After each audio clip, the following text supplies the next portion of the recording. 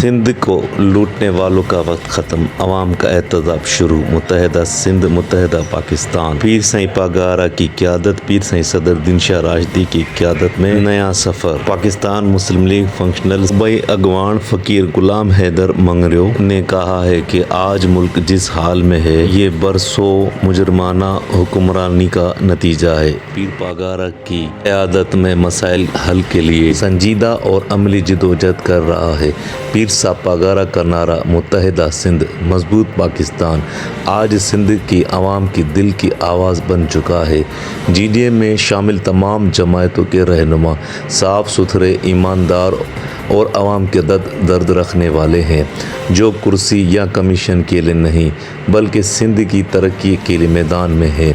दूसरी तरफ जरदारी लीग और उनकी हवारियों नौकरियां बेचने, मेरिट की रोंदने और नौजवानों के ख्वाब चुराने में मसरूफ़ है।